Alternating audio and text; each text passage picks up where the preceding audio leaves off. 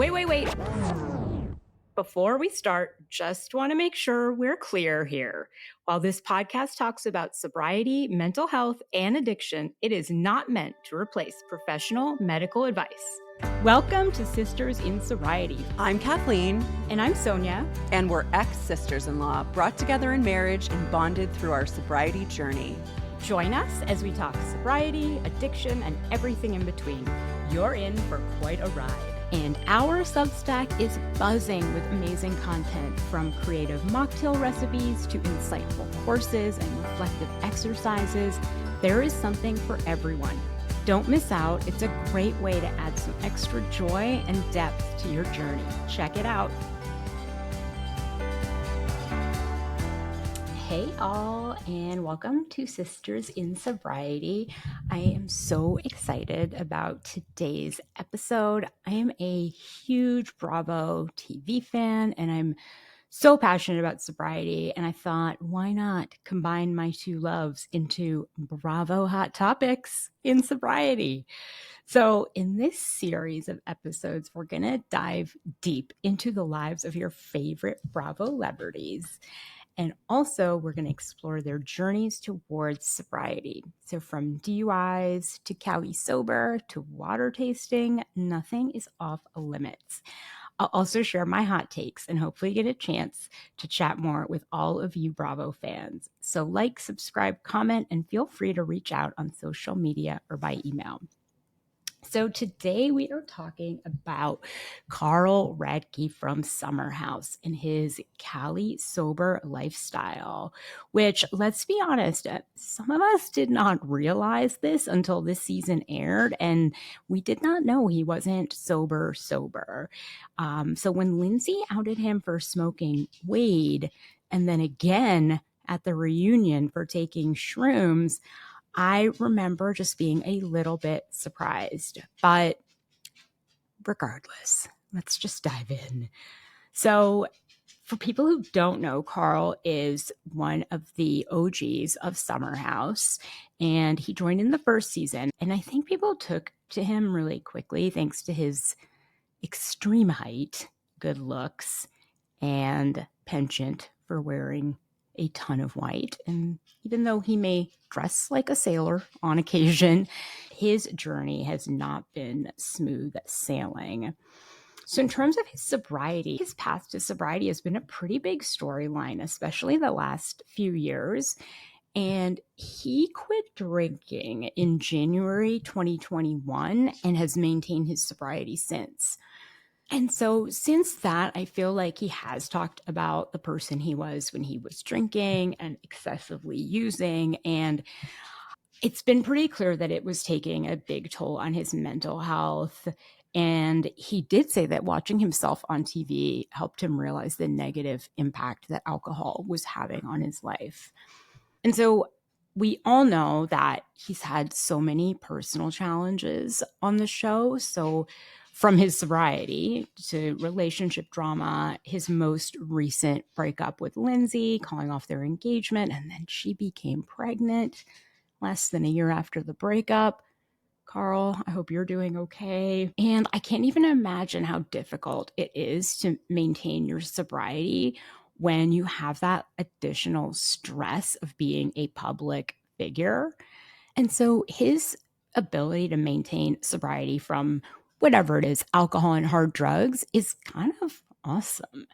But I think the hardest moment in this whole journey, his whole Summer House journey to watch, was when his brother Curtis passed away from a drug overdose. And that was August 2020. And so they were actually filming Summer House at the time when he got the call from his mom. And that was excruciating to watch and really makes me really emotional.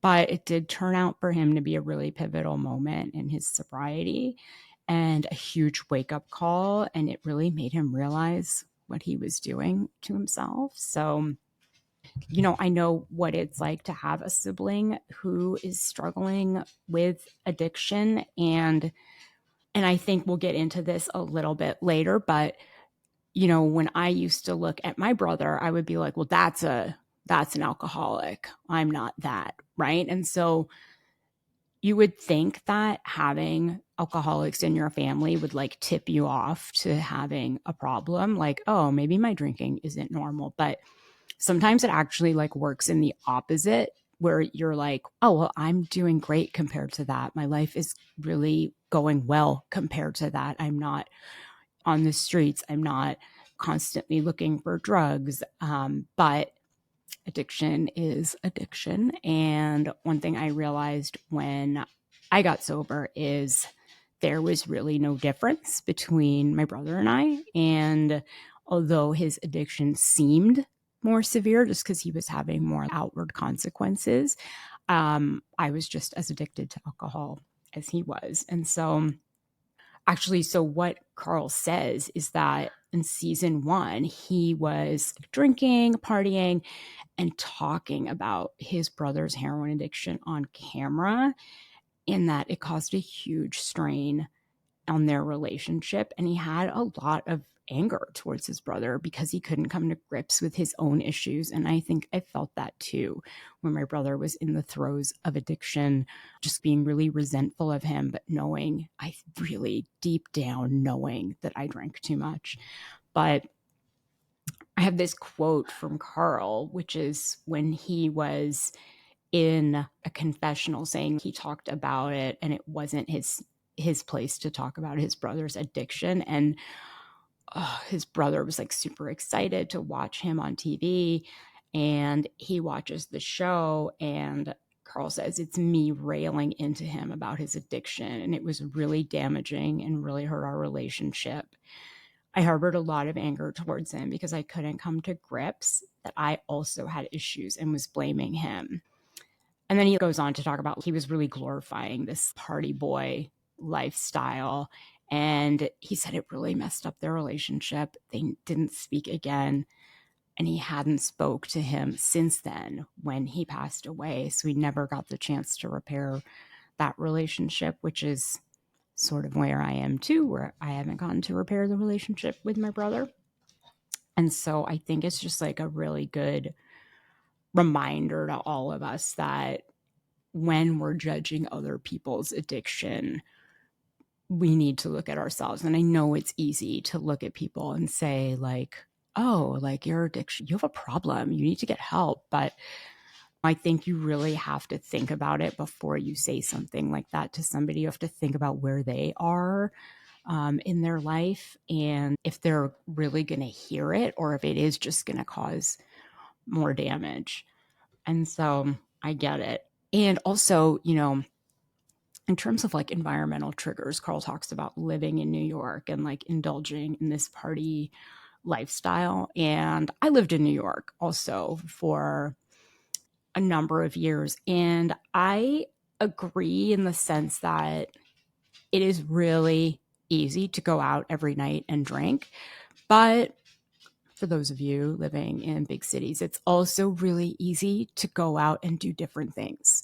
And so you have that choice between a bunch of different things that are constantly going on, and not all of them involve drinking.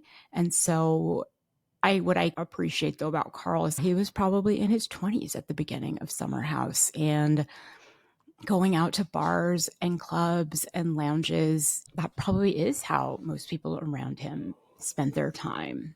So I feel like the New York or any city thing is definitely a trigger. And he was functioning. And so I have another quote from him, which is living in New York City, it was easy to do. It sounds weird, but I was able to function, at least in my opinion.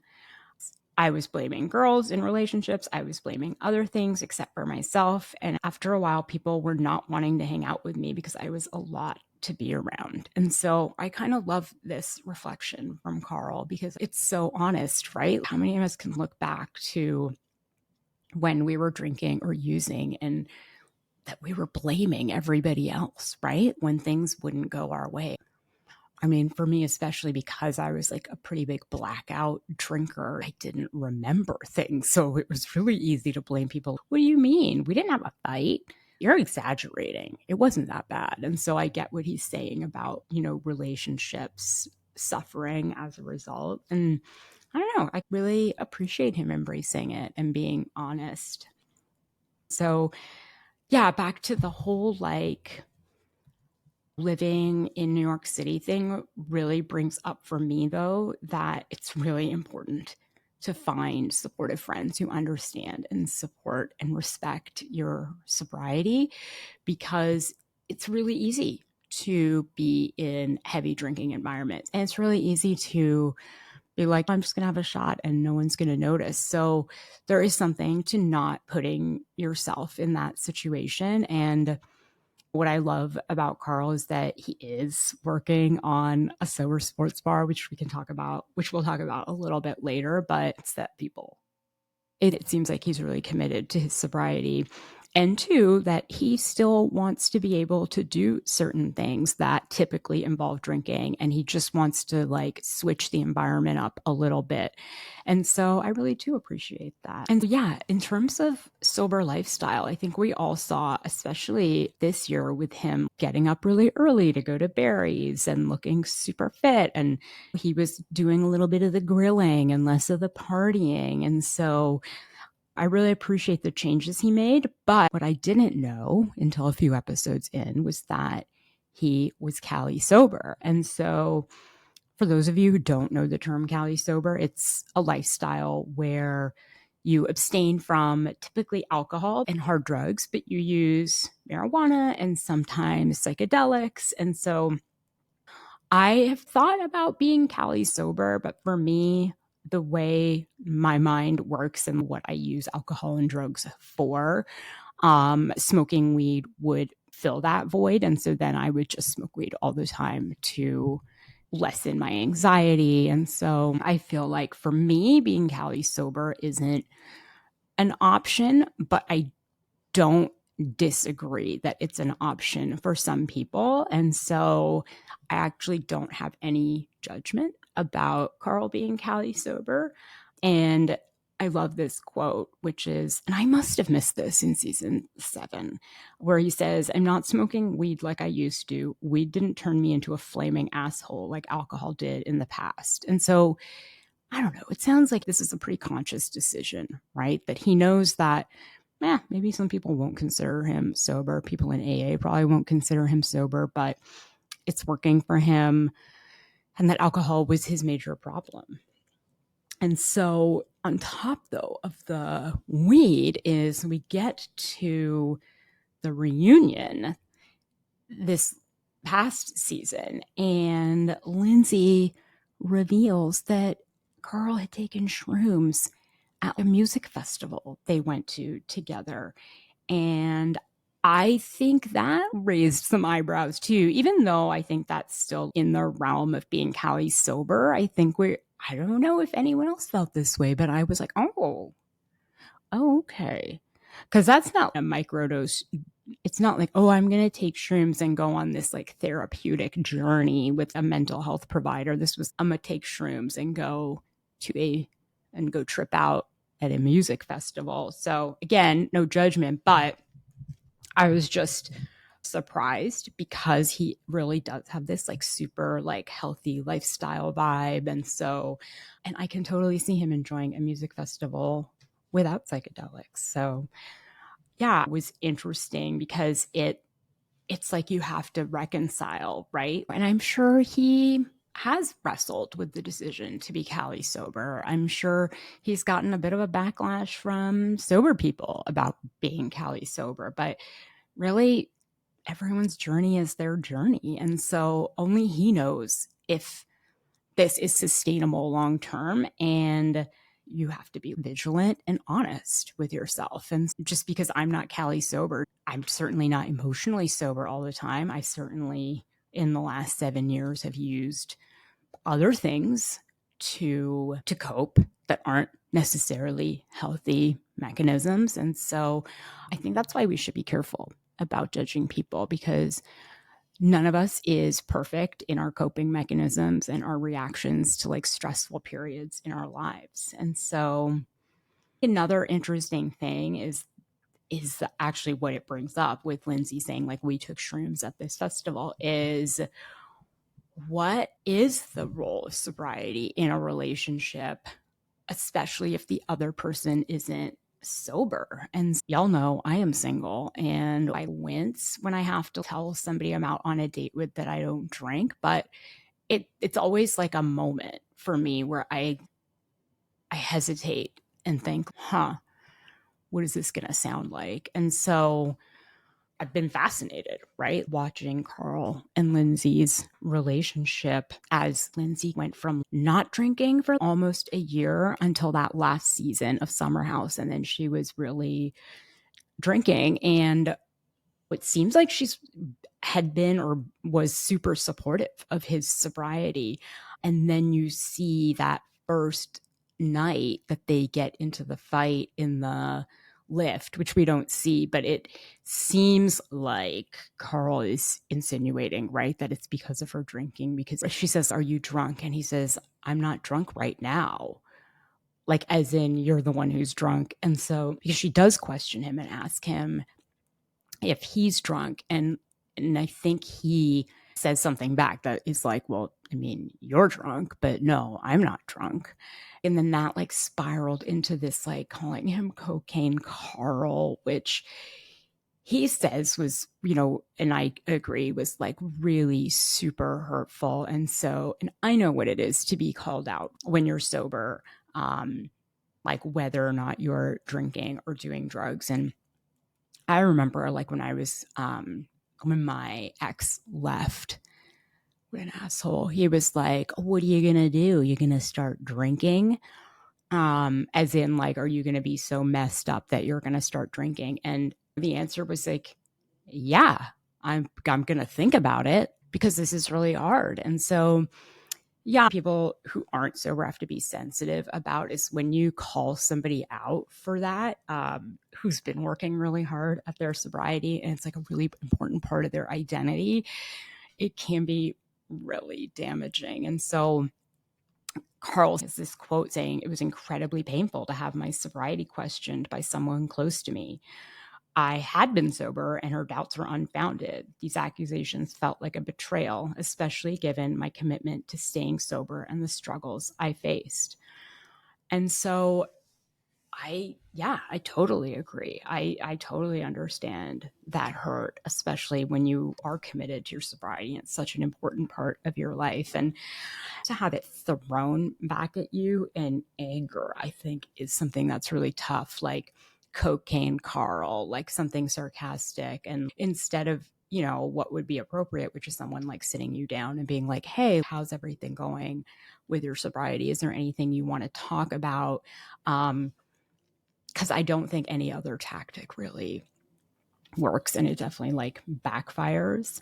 And so that actually brings us to my next kind of topic, which is like the environment of Summer House and how healthy that is for someone who's trying to stay sober. It's a heavy drinking environment. I mean, literally, Kyle has an alcohol brand that Carl used to work for, but they're always drinking Loverboy. And so I would find it really hard to stay sober in that environment too. So that must be a real challenge. And I wonder how much he struggles with that temptation when he's filming, and whether or not he's white knuckling it, or whether his coping mechanisms like the Barry's boot camp stuff is just so strong that he doesn't struggle with it.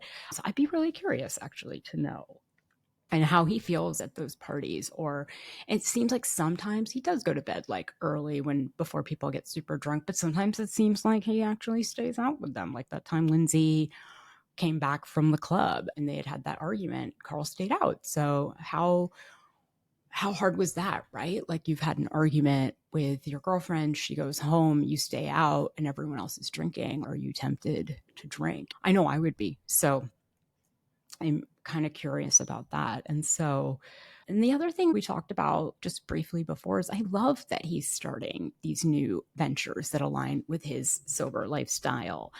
And I love the idea of a non-alcoholic bar and cafe in New York. And yes, brick and mortar is tough in New York City, but it's giving him pride. He just seems to have a real passion for creating a space where people can enjoy the atmosphere of a bar without the pressure of alcohol. And again, he's doing it with Loverboy, launching a line of non-alcoholic sparkling teas. And he's really proud of it. He says, I'm beyond proud to stand behind the new product, especially since people have credited me with inspiring them to make changes in their own lives. And I'm excited because we've got a great product to hold in our hands. It gives me a lot of purpose. So that's a great place to wrap up because that's incredible, Carl. I feel you. You're doing great things. I hope the cafe works. Once it opens and I'm in New York, I will come there. And maybe we can do some Bravo watch parties there. And so I think that sobriety is complicated. Carl's journey is complicated. And I think his Cali sober lifestyle brings up a lot of important conversations about how people navigate their path to sobriety. And so people may have reservations about how sustainable being Cali sober is, but look, Carl's open and seems committed to bettering himself, and that is admirable. And I'm really excited about his future. So thank you so much for joining me on this episode of Bravo Hot Topics in Sobriety. I hope you enjoyed our deep dive into Carl's sober journey. Stay tuned for more episodes. See you next time.